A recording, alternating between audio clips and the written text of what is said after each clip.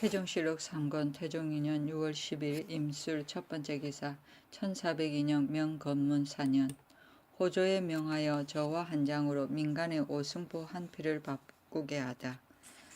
호조에 명하여 저화를 가지고 민간의 오승포 24,600필을 바꾸었다. 처음에 저화 한 장을 오승포 4필에 준하여 하였었는데 백성들이 모두 사용하지 않았다. 임금이 이 말을 듣고 호조에 명하여 오승포 한 필을 저화 한 장에 준하게 하니 며칠이 안 되어 20,000여 장을 바꾸게 되었다. 이에 오승포 세 필을 저화 한 장에 준하여 그 포를 세 끝으로 나누어 주니 백성들이 다투어 이것을 바꾸었다. 태종실록 3권 태종 2년 6월 11일 개해 첫 번째 기사 일본의 지좌전이 보낸 구랑문, 송라군 등이 돌아가다. 태종실록 3권 태종 2년 6월 11일 개해 두 번째 기사 3군 도총재 이하의 무관을 두어 편제 등을 새로 정하다.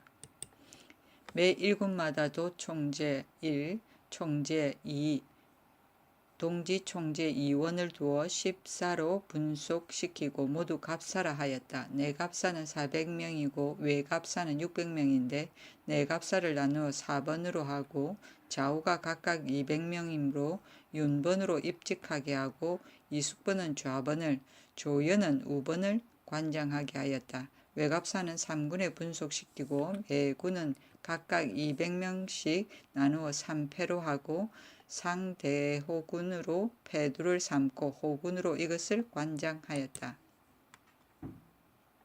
태종실록 3권 태종 2년 6월 11일 개해 세 번째 기사 예조에서 사냥하는 규정을 상정하여 채택하다. 그 계문은 이러하였다. 삼가 고전을 살펴보건대 천자와 제후는 일이 없으면 한 해에 3번씩 사냥한다. 일이 없어도 사냥하지 아니하면 불경이라 하고 사냥을 예로서 하지 않는 것을 포진천물이라 한다고 하였고 또 말하기를 이미 3가지 짐승이 있는데도 반드시 사냥하는 것은 효자의 마음에 천지 자연의 짐승의 고기가 자기가 기른 것보다 좋다고 여기기 때문이다. 짐승이 많으면 오곡을 해치기 때문에 병사를 익힌다. 설자가 불경이라 하는 것은 제사를 간소하게 지내고 빈객을 소홀하게 대접함을 말함이며 포진천물이라 하는 것은 못을 포위하여 떼채로 짐승을 잡아 새끼와 알을 취하며 뱃속에 태를 죽이며 단명에 죽게 하며 둥우리를 뒤엎어 버리는 것이라고 하였습니다. 그렇다면 일이 없을 때 사냥하지 아니함도 불가하고 사냥하여도 물건을 아끼지 않는 것도 또한 불가합니다. 신등은 역대로 사냥하던 법을 참고하여 아래에 갖추어 아래오니 전하께서 해마다 3번씩 친히 근교에서 사냥하시어 종묘를 받드시고 무사를 강구하소서. 7일을 전기로 하여 병조에서는 여러 사람들을 모아 사냥하는 법을 지키게 하고 승추부에서는 사냥할 곳에다 표지를 붙인다. 그날 미명에 사냥할 곳의 뒤 근교에다 적당한 곳에 길을 세우고 여러 장수는 각각 병조를 거느리고 기 아래로 모인다. 원동이 트면 길을 거두고 뒤늦게 온 자는 벌을 준다. 병조에서 나누어 사냥의 영을 펴고 마침내 빙 둘러서서 사냥을 시작한다. 좌우 양익의 장수는 모두 길을 세우고 빙 둘러선다. 대궐 앞에 대가가 나와 출발하고 인도하며 쉬는 것은 보통 때의 의식과 같이 한다. 사냥하는 곳에 장차 이르면 대가가 북을 치며 둘러싼 안으로 들어간다. 유사가 대가 앞에서 북을 울리면 동남에 있는 사람은 서양하고 서남에 있는 사람은 동양으로 하여 모두 말을 탄다. 여러 장수들은 모두 북을 치며 포위에 나간다. 그리고 반대쪽에 몰이하는 기군을 설치한다. 임금이 말을 타고 남향하면 유사가 따르고 여러 군 이하가 모두 말을 타고 활과 활사를 가지고 대가의 앞뒤로 벌리어 쓰고 유사가 또 따른다. 이에 짐승을 임금으로 몰아내는데 초 1구가 지나가면 유사가 활과 화살을 정돈하여 앞으로 나아가고 제9가 지나가면 병조가 활과 화살을 받들어 올리고 3구가 지나가면 임금이 곧 짐승을 왼쪽으로부터 쏜다. 매구마다 반드시 3마리 이상이다. 임금이 화살을 쏜 뒤에야 여러 군이 이를 쏘고 여러 장수들도 차례로 이를 쏜다. 이를 마치면 반대쪽에 몰던 기군도 멈춘다. 이른 연휴에야 백성들의 사냥을 허용한다. 무릇 짐승을 쏘는 데 있어서 왼쪽 헛구리로부터 쏘아 오른쪽 어깨 쪽지에 이르는 것을 상이라고 삼고 건두로 하여 종묘에 이바지하고 왼쪽 귀 밑에 이른 것은 그 다음으로 삼아 빈객에게 이바지하고 왼쪽 넓적다리에서 오른쪽 갈비에 이르는 것은 하로 삼아 포주에게 채운다. 여러 짐승들이 서로 따라다니며 다 죽이지 아니하며 이미 화살에 맞은 것은 다시 쏘지 아니하며 또 그 얼굴을 쏘지 아니하며 그 털도 깎지 아니하며 표지 반으로 밖으로 나가는 것은 좋지도 아니한다. 장차 끝이려 하면 성추부에서 사냥터 안에다 길을 세우고 우리와 같이 대가의 북과 여러 장수의 북을 치며 군주들은 급하게 소리쳐 부른다. 여러 장수로서 짐승을 잡은 사람은 귀 아래 받치되 그 왼쪽 귀를 받친다. 큰 짐승은 곡물로 바치고 작은 짐승은 사사로 가진다. 사자를 보내 잡은 짐승을 가지고 달려가서 종묘에 올리게 하고 다음에 악전에서 연회를 한다. 따라간 관원에게 술 세 순배를 돌린다. 그대로 따랐다. 수수법은 사냥하는 법이고 포진천물은 물건을 함부로 쓰고도 아까운 줄 모르는 것을 말한다. 초1구는 첫 번째 짐승몰이, 제9는 두 번째 짐승몰이, 3구는 세 번째 짐승몰이, 건두는 말린 재물을 말한다.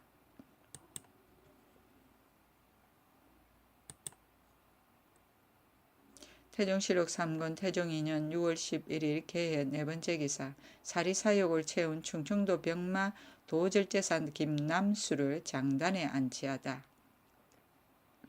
김남수의 관직을 파면하여 장단에 안치하였다. 도관찰사 한부림의 김남수는 용명을 좋아하나 꾀가 없고 이를 보면 의를 잊고 욕심을 채워 백성들을 소유하게 한다는 것 등 8개 항목을 들어서 논하니 그 글을 사헌부에 내려서 죄를 주게 한 것이었다.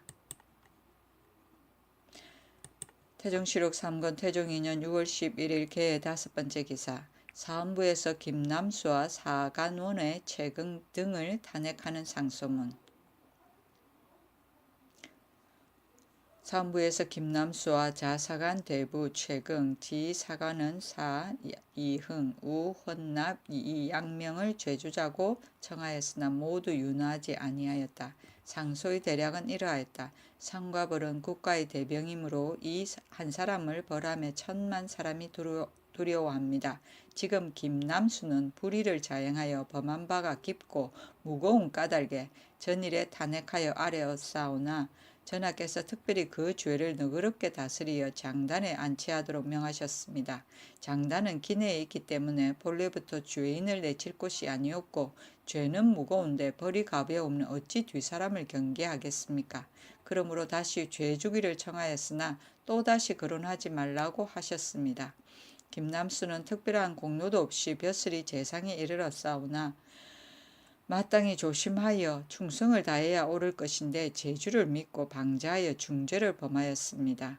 그대로 두고 논하지 말라 하옵시니 누가 절조에 힘쓰려고 하겠습니까? 직첩을 거두고 외방으로 내쫓으소서.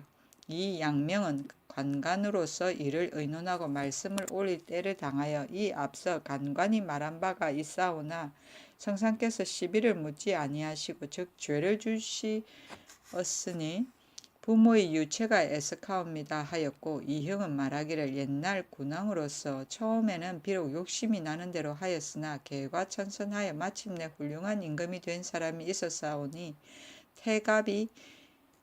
태갑의 일이 그것입니다 하였sap고 최근은 이응과 이 양명의 불공한 말을 듣고도 곧 탄핵하여 묻지 아니하였사오니 그 죄가 같습니다. 전하께서는 간관의 일을 가지고 다시 거론하지 말라고 하시오나 비록 간관의 말이라 하더라도 이와 같은 불공한 말은 신하로서 임금을 사랑하는 뜻에 있어 어떠합니까? 청컨대 그 죄를 논하소서.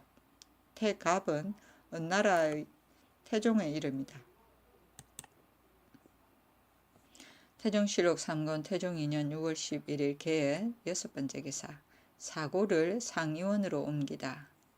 처음에 사고가 수창궁 안에 있었다.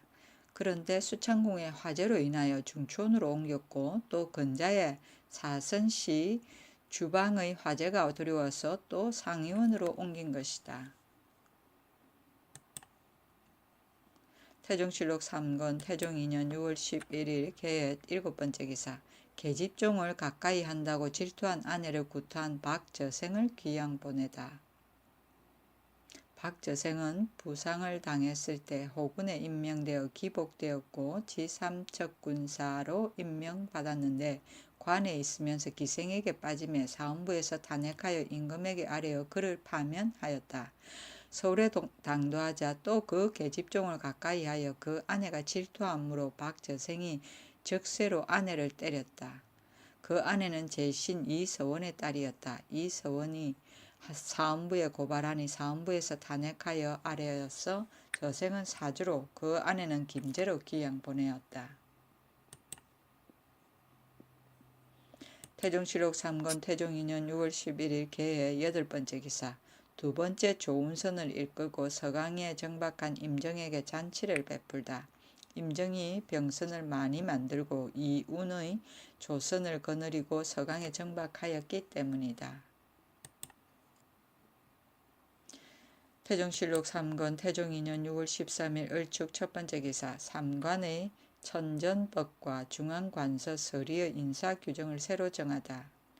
또 경중의 대속 아문의 이전은 그 많고 적음에 따라서 둘을 병합하기도 하고 혹은 셋을 병합하여 하나로 만들고 도목에서도 역시 세 도감에서 게재하여 거관하는 자는 외임에 소용하게 하였으니 모두 하윤이 정한 것이다. 태종실록 3권 태종 2년 6월 14일 병인 첫 번째 기사. 대관들의 언로 보장을 요구하는 사관원의 상소문. 사관원에서 상소하였는데 상소는 이러하였다. 신들은 가만히 생각하건대 옛날에는 임금에게 간하는 관인이 따로 없었으므로 사람마다 모두 간할 수 있었습니다. 그런데 그런 까닭에 임금이 천하 사람들의 귀와 눈으로서 자기의 보고 들음을 삼아 언로가 넓었습니다. 후세로 내려와 한나라 때 이르러 비로소 간관이란 벼슬을 두어 그로 하여금 임금의 덕실과 정치의 미학을 말하게 하여 언관의 직책이 있지 아니한 사람은 간할 수 없게 되었사오나 이것은 천하의 이목이 간관에게 집결된 것이요 임금이 이에 의지하여 보고 듣는 것이옵니다. 만약 간관을 두고서도 그 말을 듣지 아니한다면 이것은 임금이 스스로 그 이목을 막는 것입니다. 그러므로 임금은 마땅히 묻기를 좋아하고 간하는 말을 좇는 것으로서 임무를 삼아야 하었고 신하는 마땅히 어려운 일을 실행하도록 책을 하고 착한 일을 행하도록 말씀드리는 것을 직분으로 삼아 임금과 신하가 각각 그 도리를 다한 뒤에야 천하와 국가를 다스릴 수 있는 것이옵니다. 옛날 한나라 문제 때에 가산이 칠안의 도를 상언하여 말하기를 우레와 번개가 치는 곳에 꺾이지 않는 것이 없고 만근의 중량으로 누르면 바서져 없어지지 않는 것이 없습니다. 오늘날 임금의 위엄으로 말하오면 우레와 번개 같을 뿐 아니라 그 형세가 무거움은 만근에 비할 바 아닙니다. 길을 여시어 가난한 사람을 구하며 안색을 화하게 가지시어 이를 받아들이고 그 말을 써주어 그 몸이 현달하게 된다 하더라도 선비들은 오히려 두려워하여 감히 스스로 있는 말을 다하지 못할 것인데 하물며 떨치기를 위험으로 하시고 누르기를 무거운 것으로 하시니 비록 요순과 같은 지혜가 있고 맹분과 같은 용맹이 있다 하더라도 어찌 꺾이지 않을 자가 있겠습니까? 이와 같다면 임금은 그 과실을 얻어들일 수 없게 될 것이니 사직이 위태로울 것이옵니다. 하니 한무제는 그 말을 아름답게 받아들여 한나라의 다스림을 일으켜 성강에 거의 따라갔습니다. 공경이 생각하건대 전하께서는 저 위에 계실 때부터 인효하고 공검하며 총명하고 문무가 있으시어 정고에 높이 뛰어나셨습니다. 대위에 오르심에 이르러서는 밤낮으로 근심하고 조심하며 정성을 다해 정사에 힘쓰시어 씀씀이를 전략하고 백성을 사랑하며 옥송을 공평히 하고 형벌을 너그럽게 하며 힘써 교화에 숭상하심으로 태평한 정치를 기대할 수 있었습니다. 신등이 가만히 보건대 대간의 은사로 인하여 간혹 힐문과 견책을 받는 일도 있사오니 진실로 전하의 지극하신 덕에 누를 끼칠까 염려되옵니다. 무릇 대간이란 천안을 범하고 천위를 무릅쓰며 항은 직사하여 부월에 이르도록 사양치 않는 것은 제 집을 이롭게 하고 제 한 몸을 이롭게 하기 위한 것이 아니라 국가에 유익하게 하고자 함이옵니다. 바라옵건대 천지와 같은 도량을 넓히시고 낮은 것을 받아들이는 덕을 쌓으시어 대간에 하는 말이 간혹 옳지 않은 것이 있다 하더라도 너그러이 용납하시어 가난한 풍습을 떨치게 하신다면 위로는 말을 구하는 수고가 없을 것이요 아래로는 말귀를 막힌 근심이 없어져 조정이 높아지고 국가가 편안해질 것이옵니다. 신등은 은사로 인하여 죄를 얻는 것을 근심하며 죄가 있어 구차하게 면하는 것을 다행으로 여기는 것도 아니옵니다. 진실로 전하의 성덕에도 오직 이 한 가지의 잘못이 있사와 감히 이 점을 말씀드리오니 유의하여 주시옵소서. 가사는 한나라 영천 사람 서사에 매우 통하였고 효문제 때 칠안의 도를 말하는데 진을 빌려 비유하고 이름하여 지은이라 하였다. 말이 지극히 격절하였으나 벌하지는 아니하였다. 맹부는 중국 전국시대 제나라 역사의 이름이고 일설에는 맹렬이라고도 한다. 물로 가면 교룡을 피하지 아니하고 물로 가면 호랑이를 피하지 아니하고 노기가 나면 소리가 천지를 진동한다고 한다. 저 위는 세자를 말한다. 태종실록 3권 태종 2년 6월 14일 병인 두 번째 기사 일본 사신을 도적으로 몰아 죽이고서 상을 받은 목철을 참수하다. 목철이 신사년 6월에 외선 한 척을 잡아 15명을 참수하고 도적을 잡았다고 아뢰어 후한상을 받았는데 금년에 일본의 사자가 와서 말하기를 우리나라의 사선이 지난해 5월에 조선으로 향하여 떠났는데 지금까지 돌아오지 아니하오니 해도의 만호에게 반드시 죽음을 당했을 것입니다. 국가에서 이 사실을 아십니까? 추국하여 죄 주시기를 엎드려 바랍니다 하였다. 전 지평 김치를 파견하여 목철에게 가서 묻게 하였더니 목철이 사실대로 대답하였다. 김치가 돌아와서 아뢰므로 그를 베고 일본국에 유서를 보냈다. 태종실록 3권 태종 2년 6월 15일 정묘 첫 번째 기사 청화장에 나아가 하윤과 임정에게 잔치를 베풀다. 하윤은 악장을 지어 올렸고 임정은 조선을 거느리고 서울에 이르렀기 때문이었다. 태종실록 3권 태종 2년 6월 16일 무진 첫 번째 기사 더위가 심하자 옥송의 신속한 처결을 명하다. 태종실록 3권 태종 2년 6월 17일 기사 첫 번째 기사 언로 보장을 요구하는 의견 차이 때문에 간관들이 서로 탄핵하다.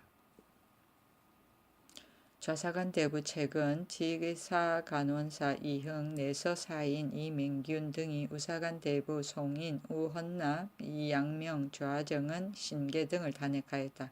처음에 송인 등이 수일을 말하기를 근래의 임금이 간관을 꺾으니 상소하여 간함이 옳겠다 하니 최근들이 불가하다고 하였으나 마침내 마지 못하여 이를 따랐다. 최근이 송인 등을 탄핵을 받을까 두려워하여 바로 먼저 탄핵한 것이었다.